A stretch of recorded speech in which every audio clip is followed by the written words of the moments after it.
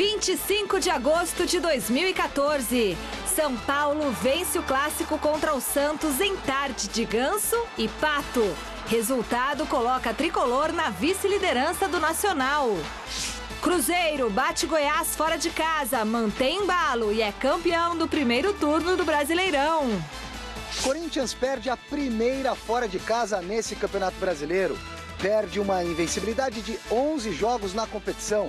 Perderá jogadores importantes num futuro próximo, mas agora pensa na Copa do Brasil. Já já mais timão ao vivo no Gazeta Esportiva com a entrevista coletiva do meia Jadson. Palmeiras vai passar o centenário fora da zona de rebaixamento e enfrenta nesta quarta-feira o Atlético Mineiro pela Copa do Brasil. Palmeiras, 100 anos de lutas e glória, a série de 5 reportagens sobre o centenário do Verdão, estreia hoje contando a história que vai da fundação do Palestra Itália até a mudança para o nome atual. E aí?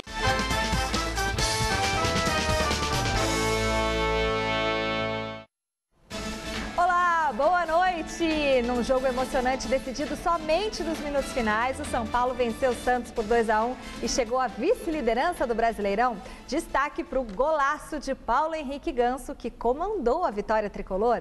Veja os gols com a narração de Osmar Garrafa. Aí Paulo Miranda jogou para dentro da área, passou pelo Kardec, olha o Ganso, fez o giro, golaço! Golaço! Do São Paulo é de Ganso, Paulo Henrique Ganso, todo o talento, toda a categoria de costas pro gol, fez o giro, meteu no ângulo de Aranha, na marca de 25, golaço no Morumbi, agora São Paulo 1, Ganso, Santos 0. Batido. Olha só o Álvaro Pereira, ele deu pênalti. Álvaro Pereira toca ali no Rildo. E o árbitro dá pênalti amarelo para o uruguaio. A experiência do Rogério vai falar mais alto? Ou o talento do Gabigol? Correu, Gabigol bateu, é gol. Gol!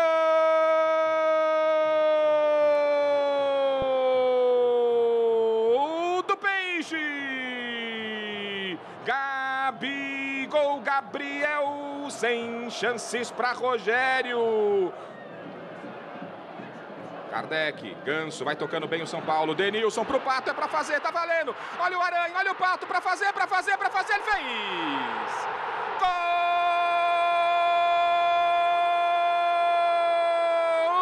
Gol do São Paulo. Alexandre Pato. Agora São Paulo 2, Santos 1. Terminada a partida aqui no Morumbi, o técnico Oswaldo de Oliveira não teve dúvida em afirmar quais foram os fatores decisivos para que o Santos voltasse a perder no Campeonato Brasileiro. Eu acho que os meninos se sentiram aliviados com o empate e esqueceram de fazer o que eles tinham que fazer. Isso é ingenuidade, não posso admitir isso. O goleiro bate roupa e não chega ninguém no rebote. O Oswaldo reclamou muito sobre a desatenção da equipe, né? Os gols foram em fase decididos até por essa desatenção. O grupo recebe essa crítica como? Tem que receber com muita atenção, com naturalidade e procurar crescer com ela, melhorar com ela. Não adianta também a gente ouvir a crítica, entrar por um ouvido e sair pelo outro. Com essa vitória sobre o Santos, a quarta consecutiva do São Paulo, somada às derrotas de Corinthians e de Internacional, o tricolor assume agora a vice-liderança do Campeonato Brasileiro, graças também ao esforço dos jogadores mais talentosos da equipe, que sem a bola estão fazendo o que o professor pede, o que o futebol moderno exige. Falar para Ganso, para Pato, para esses caras jogarem, isso aí é fácil, né? O difícil é convencer eles sem a bola, porque existe o adversário que vai jogar também, né? E aí você tem que convencer os dois para vir buscar, para ajudar, para pelo menos ocupar o espaço, né, na linha de 4 ali. Então, e o legal é que eles estão aceitando isso. Estão aceitando e estão gostando, né? Você anda fazendo coisas que não gosta muito dentro de campo, gols e marcando adversários? Só pra brincar com o Muricy, né? Falou que ia ficar 2 anos agora sem entrar na área. Hoje eu fui feliz no clássico e fez mais um. Mas me fala um pouquinho dessa aplicação tática, não só sua, como dos homens de frente. De todos os 4, né? Tanto o Kardec, o Pato, o Kaká. A gente tá se espelhando muito, se fixando muito nessa marcação. Porque falar para os 4 jogar, isso é até bobeira você falar. Então tem que se dedicar mais à marcação. Há quem diga que você é um jogador à moda antiga que não serve mais para o futebol de hoje. Como que você se defende? Defendendo? Só jogando bola dentro de campo. Merece seleção? Não, tudo vai ter seu momento, a gente procura ajudar o São Paulo. O pensamento é no São Paulo de conquistar o Campeonato Brasileiro e cada um vai ter a sua oportunidade no momento certo. Engrenou, embalou? Ganhou, né, os últimos jogos, já é alguma coisa, já a gente consegue pontuar, está na zona de classificação para a Libertadores, ainda longe do Cruzeiro, mas o campeonato ainda também tem muitos soldados. Acho que agora o que a gente tem é que se preocupar muito em se manter dentro do G4 e tentando diminuir a diferença para o líder. Boa noite, Flávio. Boa noite, Michele. Boa noite você em casa acompanhando o nosso Gazeta Esportiva. Tô para dizer e com absoluta certeza que dos jogos que eu fui no estádio, né, que eu assisti no estádio nesse Brasileirão, o clássico de ontem foi o melhor, sem nenhuma dúvida. Não estou falando de jogos que eu acompanhei pela TV, não, mas dos que eu fui no estádio, não foram poucos, foi o melhor jogo. Um belo jogo, um primeiro tempo um pouquinho amarrado, mas o São Paulo com muita qualidade. Aquele meio campo ali, quando começa a jogar, Kaká, Ganso. Se o Ganso for competitivo, como disse o Rogério, não tem para ninguém realmente. O problema do Ganso é que ele joga uma boa, daqui a pouco ele dorme umas 3, 4 partidas. Esse é o grande problema. Mas ontem o resultado foi absolutamente justo. O gol do Santos de empate saiu no finalzinho. Se acabasse 1-1, eu deixaria o Morumbi frustrado. Pelo que jogou o São Paulo, pela proposta do São Paulo, o São Paulo merecia vencer e no finalzinho, numa bela jogada do ataque tricolor e naquela metida de bola do Denilson para o Pato, o São Paulo liquidou. Foi um belo jogo, o São Paulo arranca no campeonato e o mais legal, até comentava com o Flávio, foi o Oswaldo de Oliveira no vestiário, não colocando panos quentes, não, mostrando os problemas do Santos, elogiando a qualidade técnica do São Paulo, falou, no meio campo nós não tínhamos menos jogadores do que o Santos, nós tínhamos menos qualidade técnica, isso não é demérito do que o São Paulo, isso não é demérito ao Santos. Quem não gostaria de ter na sua equipe o Pato em boa fase, o Kaká, o Ganso? Eu não tenho isso aqui. Né? Então ele falou das fragilidades da falta de atenção da equipe santista. Um belo jogo e resultado justíssimo ontem no Morumbi. São Paulo embala para brigar por Libertadores, porque para mim, campeão, estou quase cravando o Cruzeiro. Boa noite, Flávio. Boa noite, Garrafa, Michele, amigos do Gazeta Esportiva. Concordo com você que o São Paulo mereceu a vitória, o São Paulo sempre procurou mais o jogo, o Santos teve algumas dificuldades. Engraçado, eu fui o único cara no mundo a achar que não foi pênalti no Rildo. Mas, enfim, o mundo todo está falando, não vou contrariar. Vou entrar nessa corrente também contra você, de que também não foi. Você acompanhou ontem no mês. É porque o Rildo, ele se joga. Mas, enfim, não importa. O resultado foi justo, o São Paulo acabou fazendo o gol e foi merecido mesmo. Aí, aproveitando-se de tropeços do Internacional e do Corinthians, o São Paulo foi para o segundo lugar do campeonato, mas eu entendo que, fora o Cruzeiro, o resto está tudo muito parecido, ainda é muito cedo para a gente falar alguma coisa e eu não compartilho, obviamente, desse entusiasmo todo que está circulando em termos de Ganso, não sei o quê. Eu acho um jogador com habilidade ele tem, ponto, só isso. Vote na enquete que está no ar no site gazetesportiva.net. A pergunta é a seguinte, você acha que Paulo Henrique Ganso voltou a apresentar o seu melhor futebol com a camisa do São Paulo? Garrafa, sim ou não? Não, pode jogar mais, o Ganso tem mais bola, então o meu voto é não, mas está jogando já num nível bem diferente do que vinha jogando, né? Flávio. Eu acho que ele faz o que ele pode, ele com a bola no pé, ele tem muita técnica, é mais ou menos por aí, é isso. Enfim, aí você vai dizer, pode jogar na seleção brasileira? Claro, uma seleção que toma de 7-1 da Alemanha. Joga qualquer um. Chora, é claro, não tem muito problema não. Já teve jogador com nível muito inferior a ele que jogou na seleção brasileira, então por que não? Pode, agora. Eu acho que é um jogador que já foi, mas aí é outra conversa, não tem problema nenhum. O Corinthians foi a Porto Alegre e se deu mal, depois de um verdadeiro apagão no começo do segundo tempo. A favor do Filipão. Gente do céu, o que é isso? Onde o Filipão tá, tem apagão. O Timão levou 2 gols em 4 minutos e acabou perdendo do Grêmio por 2-1. Confira os melhores momentos. Grêmio e Corinthians se enfrentaram em Porto Alegre e foi o Timão que teve as melhores chances no primeiro tempo. Uma delas nesse chute de Jadson à direita de Marcelo Groy. E depois na jogada de Elias, que acabou concluindo nas mãos do goleiro gremista. Já na segunda etapa, o time gaúcho voltou a 200 por hora e logo aos 22 segundos, Barcos aproveitou a bola dividida entre Juliano e Fábio Santos e abriu o placar.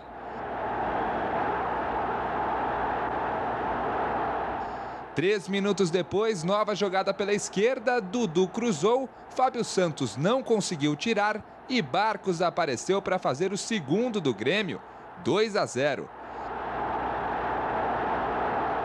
A partir daí, o jogo ficou tenso e a discussão entre Elias e Felipe Bastos se espalhou entre os jogadores. Na sequência, Fábio Santos teve a chance de se redimir, mas errou a cabeçada de frente para o gol. Guerreiro teve uma grande oportunidade de diminuir a vantagem, mas ele parou na boa defesa de Marcelo Groy. Logo depois, o peruano não desperdiçou, chute forte de esquerda e 2-1 no placar. Luciano quase empatou a partida nessa cabeçada. Nesse lance, os jogadores do Corinthians pediram pênalti, toque na mão de Werley dentro da área. O árbitro deixou a jogada seguir.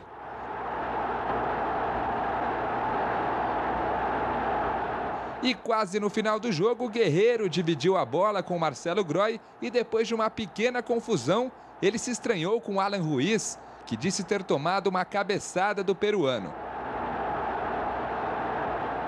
E ficou assim em Porto Alegre. Grêmio 2, Corinthians 1.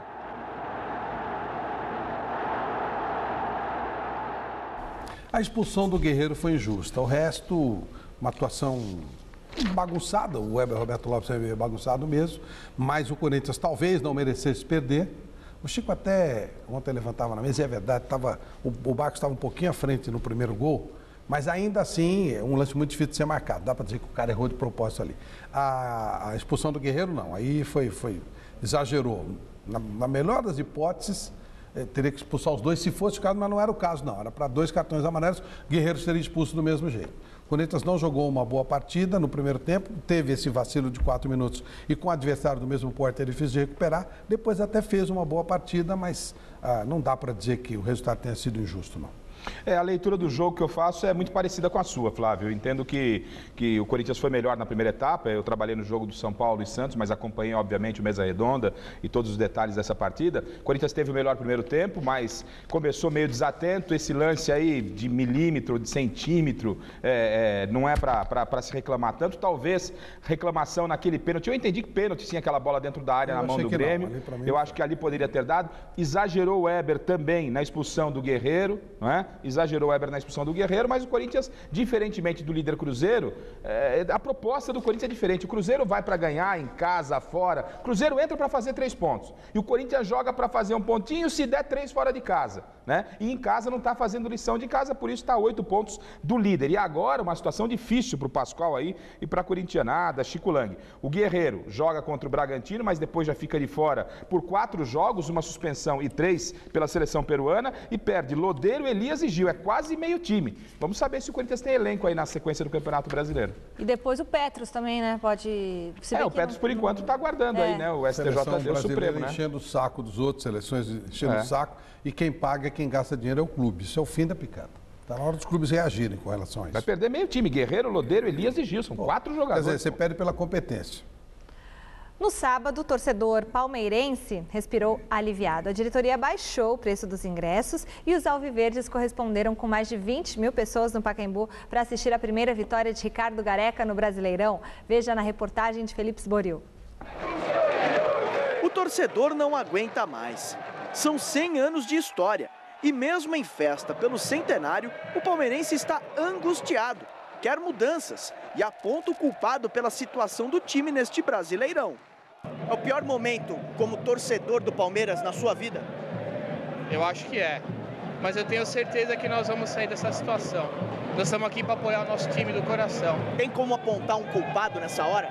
Eu acho que é a diretoria do Palmeiras, que há vários anos está omissa e está deixando a gente nessa situação. Se for para ficar chateado com alguém, que fiquem chateados com o presidente. Não descontem no elenco, não descontem na comissão técnica, porque são eles os únicos que podem nos tirar da situação que nós estamos hoje. Pulando, cantando, vibrando. É assim que o torcedor escolheu motivar a equipe que começou pressionando o Coxa. Tanto que numa jogada sensacional, ainda aos 15 do primeiro tempo, o Juninho fez o apaixonado pelo Verdão sair do chão. Um gol mais do que especial, de quem nem esperava jogar. O grupo inteiro não sabia quem ia jogar. E aí ele, escrevendo os nomes, aí me colocou. Na hora eu tomei, né, deu aquele frio na barriga, aquela sensação gostosa, porque eu estava 2 meses e meio sem jogar. Fiquei feliz, falei, ó, hoje eu acho que não é que eu vou fazer gol, mas hoje eu vou me dedicar. Não importa, mesmo na frente as mãos permanecem inquietas. A bandeira não sai de perto do coração para dar sorte. Não custou muito, a pressão aumentou e nesse lance duvidoso com o zagueiro Lúcio, o árbitro Marcos André Gomes deu pênalti para o Palmeiras. E depois voltou atrás. Na arquibancada o torcedor não se conteve. Foi aí um festival de faltas. Era uma em cima do Leandro, outra em cima do Juninho. Até que Leandro Almeida exagerou. Chegou por trás em Mouche e foi expulso. Olhos atentos no gramado para o segundo tempo. Mão na cabeça, que sufoco. Bola cruzada e Tóbio quase fez o segundo. Assim como Wesley, que nesse lance não pegou bem na bola e mandou para fora.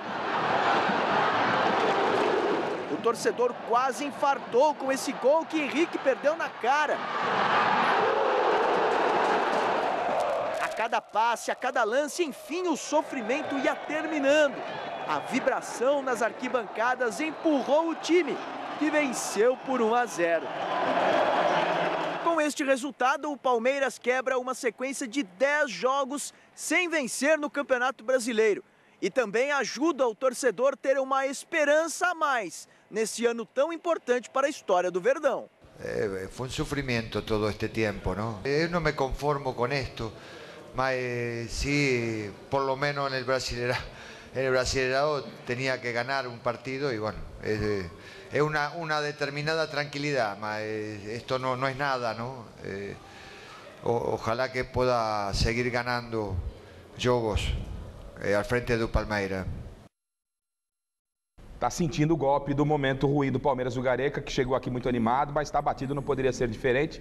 E eu comentava com o Flávio, enquanto a gente via a reportagem do Felipe Esboril, o que valeu para o Palmeiras foram os 3 pontos. Era o que precisava o Palmeiras, né? Se jogou bem, se perdeu, ganhou, precisava ganhar para respirar. E chamou a atenção, né? Como ganhou, isso pode ter passado despercebido, que o Gareca tirou para mim os 2 melhores jogadores do time para enfrentar o Coritiba. Os 2 promovidos das categorias de base, o Renato e o Vitor Luiz. Mas deu certo, até o Juninho fez gol, Flávio. E o Palmeiras realmente foi um jogo muito feio, um jogo amarrado, mas o Palmeiras precisa ganhar. Ali era resolver o problema. Com a vitória, tudo melhora, o astral melhora, a confiança melhora. Eu falei já 1000 vezes isso aqui, vou falar de novo. Não acho que o Palmeiras seja pior que a maioria dos times. É tudo mais ou menos do mesmo nível. Só que o Palmeiras estava desesperado, estava dando muito azar. E desta vez, o time do Palmeiras conseguiu vencer o jogo. Acertar o emocional e o grupo vai caminhar. Vai igual os outros. Vai caminhar. Não é muito pior que os outros, não. Ué, São Paulo não é o vice-líder? Como é que foi São Paulo e Palmeiras? Pau a pau. Então, quer dizer, não tem muito que, sabe? Com o Cruzeiro, o Palmeiras engrossou o jogo com o Cruzeiro. Exatamente. Então dá pra fazer uma campanha. Tem que ter tranquilidade para trabalhar, né? É claro. Agora, perdendo 10 jogos, sem ganhar 10 jogos é duro. Agora deve dar uma melhorada. Lúcio também expondo os jogadores, falando que tem metade que corre e não corre, sem dar nomes. Mas eu ganhou. Acho que... Não sei. Eu acho que ajudou bem, viu? Eu acho que o vagabundo tem que ser Mas deu os nomes, né? Então você resolve lá dentro, pô. Essa história de chegar... Acho que os caras receberam o recadinho, viu? Mais 7 partidas completaram a 17ª rodada do Brasileirão. Apenas uma acabou empatada em 0-0. Foi no jogo entre Atlético Paranaense e Bahia, na Arena da Baixada. O Cruzeiro venceu o Goiás, no Serra Dourada, e conquistou com 2 rodadas de antecedência o simbólico título de campeão do primeiro turno. Veja os gols do final de semana. No Rio de Janeiro, o Botafogo venceu a Chapecoense pelo placar mínimo e subiu para a 12ª colocação. Catito Ramírez fez o único gol da partida. Golaço! 1-0. Mesmo placar do jogo entre Atlético Mineiro e Internacional. Diego Tardelli marcou aos 38 do segundo tempo e garantiu os 3 pontos ao Galo, que assumiu a 6ª posição na tabela. Fora de casa, o Flamengo venceu o Criciúma e continua afastando cada vez mais o fantasma do rebaixamento. Lucas Mugni, de pênalti, e Eduardo da Silva garantiram os 3 pontos ao time carioca. 2-0 e 11ª posição ao Flamengo. No Maracanã, o Fluminense passeou para cima do Sport. Cícero marcou o primeiro. Fred, de cabeça, ampliou a vantagem da equipe carioca. No segundo tempo, Dario Conca, batendo falta, fez o terceiro. E para fechar, Fred novamente marcou o segundo dele e o quarto do Flu. Final 4-0. O Figueirense foi até Salvador e trouxe um excelente resultado na partida contra o Vitória. Everaldo fez o único gol do jogo e colocou o time de Floripa na 12ª colocação na tabela. O Vitória é o lanterna. 1-0 também foi o placar de Cruzeiro e Goiás. Marcelo Moreno marcou ainda na etapa inicial e garantiu o título simbólico do primeiro turno à Raposa. Só para ilustrar 2 detalhes, né? Parabéns ao Luxemburgo pelo trabalho, boa recuperação do Flamengo, trabalhando com a realidade.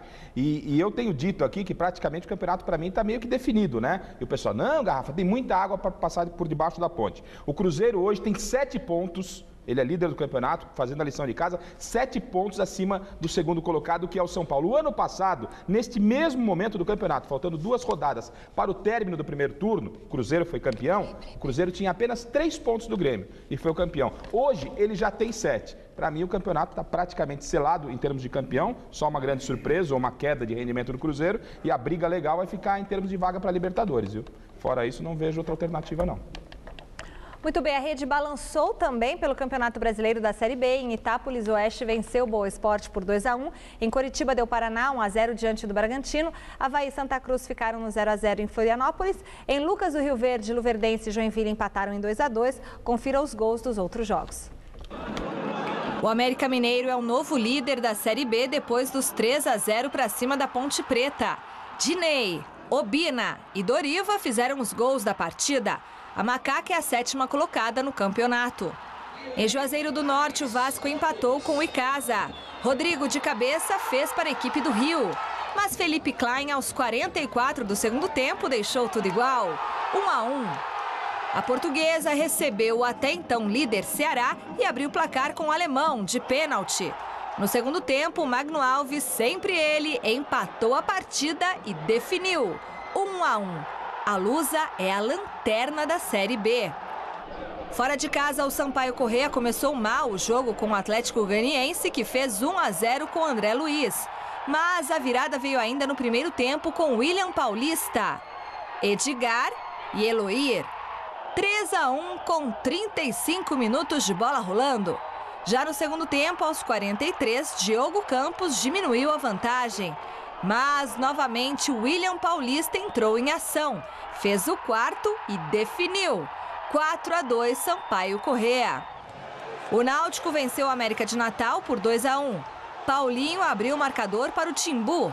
Rafael Cruz fez contra e deixou tudo igual na Arena Pernambuco. E Vinícius, na segunda etapa, decidiu a partida a favor do Náutico. E o Vila Nova parece ter gostado da história de ganhar e embalou a 3ª vitória seguida na Série B. Jaime e Cristiano deram os 3 pontos ao time goiano, que continua na zona do rebaixamento com 14 pontos ganhos. Grand Prix de vôlei feminino. As meninas da seleção brasileira ganharam do Japão por 3-0 e conquistaram pela 10ª vez o título da competição. A equipe comandada pelo técnico José Roberto Guimarães não teve maiores dificuldades nos 2 primeiros sets, fazendo 25-15 e 25-18, mas no terceiro, a pressão da torcida que lotou a Arena Ariake em Tóquio incomodou e não foi suficiente para evitar mais uma vitória brasileira por 27-25, mas foi suado, foi difícil, viu? Fiquei tensa em casa. O resultado levou o Brasil aos 13 pontos, superando as donas da casa, Garrafa, que ficaram com 12 e seriam campeãs se tivessem vencido 2 sets. Agora as meninas voltam ao Brasil e começam a se preparar para o Mundial da Itália, que vai acontecer entre os dias 23 de setembro e 12 de outubro. Nesta terça-feira, o Palmeiras completa 100 anos de glórias e de existência. Durante toda essa semana, o Gazeta Esportiva exibirá uma série de reportagens especiais contando a história do primeiro século de vida do Verdão. No capítulo que abre o especial Palmeiras 100 anos de lutas e glórias, Fernando Gavini conta a história da fundação do Palestra Itália até a mudança de nome.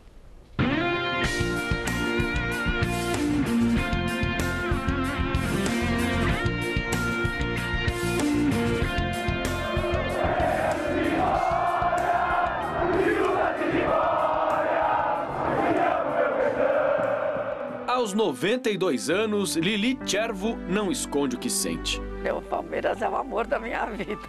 Uma paixão herdada do pai, Luigi Cervo, um dos 4 fundadores do Palestra Itália. Queria um clube que fosse de italianos aqui em São Paulo, que não tinha nenhum. Então ele se reuniu com esses amigos e fundaram o Palestra Itália, né? O idealizador mesmo do clube foi ele, por isso que ele é a mãe do Palestra, porque pai tem muitos, mas mãe é uma só, né? A inspiração para a criação do Palestra Itália foram as excursões de Torino e Provercelli por São Paulo em 1914. A partir de 26 de agosto daquele ano, a colônia italiana estaria representada nos campos de futebol brasileiros. Representavam cerca de 60% de toda a população da cidade de São Paulo naquele início do século XX. As pessoas iam para assistir uma partida de futebol como hoje se vai a um cinema ou a um teatro. Eles escolhiam a melhor peça, não tinha uma afinidade clubística. A entrada do Palestra nas competições oficiais, ele rompe com esse status quo do período e uma massa torcedora passa a ocupar espaços que antes eram um privilégio das elites. Massa torcedora que fez a festa em 1920, ano do primeiro título, conquistado em cima do Paulistano. Clube que representava a elite, tinha o grande craque da época, Lionel Friedenreich, e era o atual tetracampeão paulista. Foi exatamente o grande embate do começo do futebol, né? Que era o Palestra, aliás, a sua força deve principalmente por causa do seu rival, do seu maior rival, que era o Paulistano. O Paulistano era um clube da elite. O Palestra veio exatamente em tão pouco tempo, em 4 anos, já romper com isso, né? E no sexto ano já foi campeão. Época em que brilhava Heitor, primeiro grande ídolo do clube, que também foi campeão em 1926 e 27 pelo Palestra. E é até hoje o maior artilheiro da centenária história do Verdão. O Heitor disputou 358 partidas pela camisa do Palestra Itália, marcando 327 gols. Ele era um atleta completo, um atleta muito moderno, né, na forma de atleta. Ele tinha um porte físico e uma técnica muito acima dos outros. O Heitor ganhou o Campeonato Paulista 26 e 27 de futebol e em 28 ele foi campeão de basquete. Eram todos jogadores assim que tinham uma certa cultura, uma coisa, eles jogavam futebol mesmo por gosto, né? Hoje, papai ficou muito triste quando ficou amador, saiu de amador e ficou, né? Ele achava que devia ser sempre o futebol amador. Mas mesmo contra a vontade do fundador, o Palestra Itália entrou na era profissional, no começo dos anos 30. Junto com o fim do amadorismo, veio o melhor time da história antes da mudança de nome. O time de 32, 33 e 34, tripaulista, campeão também do Rio São Paulo, do primeiro Rio São Paulo de 33 e do time que meteu 8-0 no Corinthians, né? A maior goleada da história do clássico do Palestra Itália em novembro de 33, com 4 gols do Romeo Pellicciari e 3 gols do trem blindado, o Imparato, que era a ponta esquerda. Esse time era um time espetacular. O Palestra Itália voltou a ser campeão em 1936 e em 1940, mas os tempos de repente mudaram. Em 1939, começou a Segunda Guerra Mundial. O Brasil entrou no conflito ao lado dos aliados e os imigrantes e descendentes dos países do eixo, Alemanha, Itália e Japão, passaram a sofrer com perseguições pelo país. Os italianos, os alemães e os japoneses, como eles eram contra a aliança, né, os aliados, que era França, Estados Unidos e Inglaterra, e o Brasil estava ao lado dos aliados, esses 3 povos sofreram perseguição aqui. Era um Estado ditatorial brasileiro. A gente viveu o Estado Novo desde 37, desde o golpe, desde da Revolução de 30 feito pelo Getúlio Vargas. Então se criou uma palestrofobia.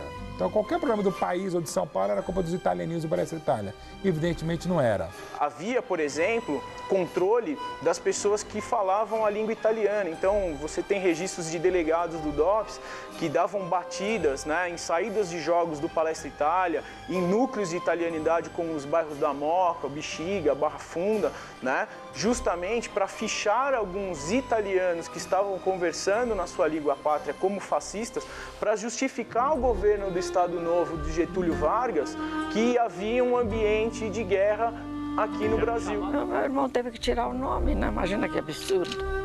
Era Eduardo Domênico Cervo. Ficou domingos na Faculdade de Direito lá em São Francisco.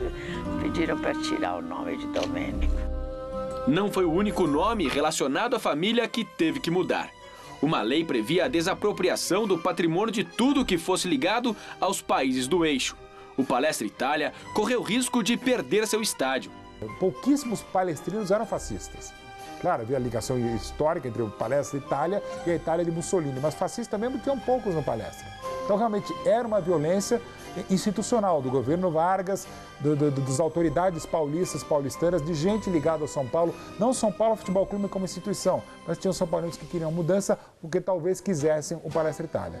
Para manter vivo o clube, o Palestra cedeu, mudou de nome. Em homenagem à extinta Associação Atlética das Palmeiras, com quem tinha boas relações nos primórdios de sua história, o clube foi rebatizado. No dia 14 de setembro, foi escolhido, na segunda-feira à noite do Palestra Itália, que ia se chamar Sociedade Esportiva Palmeiras. E no primeiro jogo, o Palmeiras foi campeão paulista, vencendo o São Paulo por 3-1. Desses 100 anos, esse foi o maior jogo e a maior vitória da história do Palmeiras. O Palestra morreu líder. E o Palmeiras nasceu campeão. E o Palmeiras nasceu campeão. Às vezes, conforme o momento, é difícil falar isso. Né? É muito mais que uma vitória em campo, né? Exato. Eles queriam derrubar aquilo, a gente, né? Eles queriam acabar e foi exatamente ao contrário, né? Surgiu o Palmeiras como o maior vencedor do Brasil. Foram 28 anos de Palestra Itália, que se seguiram a 72 de Palmeiras. Uma história centenária da qual Lili viveu intensamente nos seus 92 anos de vida. Obstáculos não faltaram para chegar até 2014. Por isso, sobram motivos para comemorar. Estou com 92 anos, podia ter falecido antes e não chegar, né, nisso, mas fiquei muito feliz de prestar essa homenagem para o meu pai, né, e para o Palmeiras ao mesmo tempo.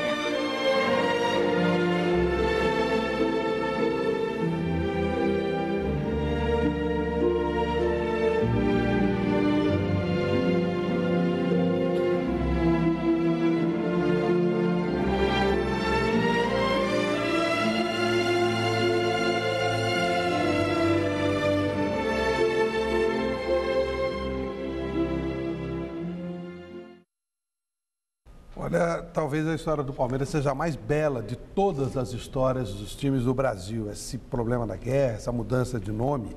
E o italiano, ele é muito São Paulo. O sotaque do paulistano é um sotaque italiano.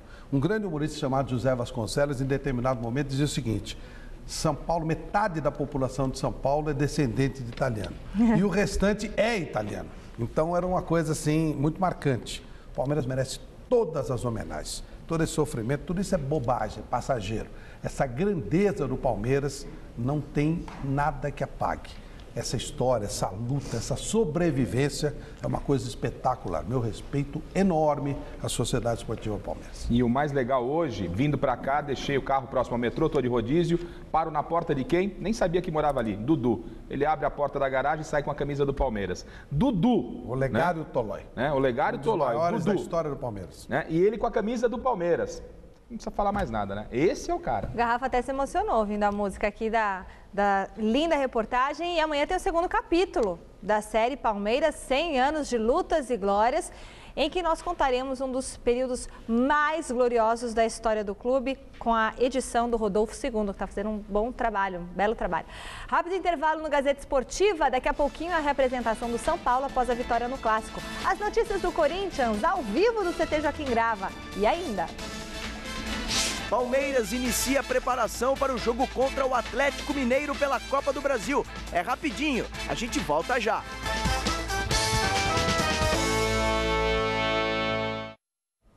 Voltamos a falar do Palmeiras. O Verdão respirou no Campeonato Brasileiro, mas quarta-feira já tem decisão na Copa do Brasil. Felipe Sboril acompanhou a manhã de treinos na academia de futebol.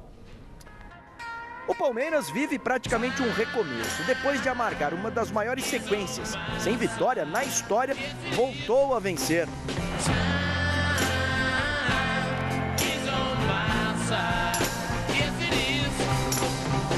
Se pudesse deixar tudo mais devagar, seria melhor. Daria mais tempo para pensar e saber que ainda tem muito trabalho pela frente.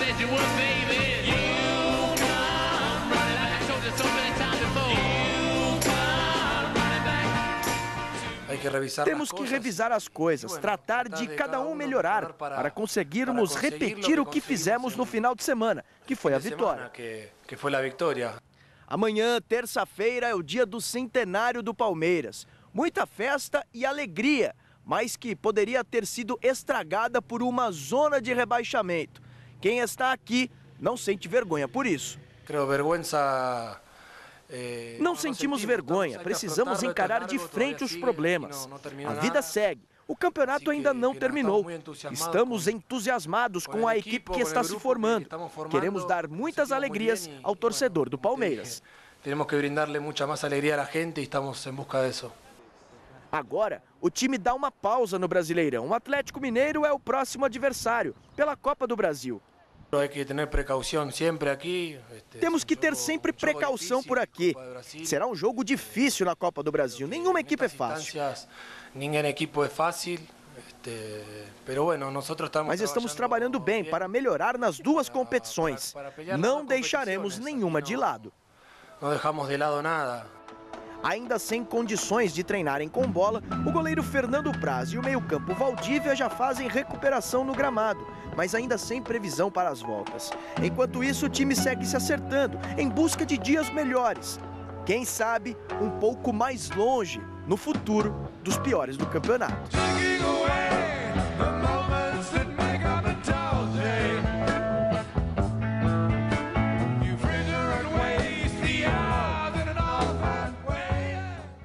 Ronaldinho Gaúcho pode estar chegando ao Palmeiras, hein? Só falta acertar salários. O Palmeiras sugeriu um contrato por produtividade para o time. E ele folgado pediu parte da renda. Vai te catar, pô. O Palmeiras sugeriu R$300 mil mensais, mais aditivos por produtividade, mas o Ronaldinho Gaúcho tem duas pendências. O valor do salário, que ele não concorda, e o tempo do contrato, que ou seria até dezembro de 2014 ou dezembro de 2015. E o Palmeiras não quer entrar em leilão com o Santos. Então tá bem de boa. Mas quer anunciar amanhã, no dia do centenário.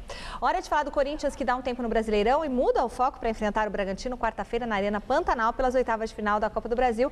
Alexandre Silvestre está, neste momento, no CT Joaquim Grava, acompanhando a reapresentação do Timão. Boa noite, Silvestre.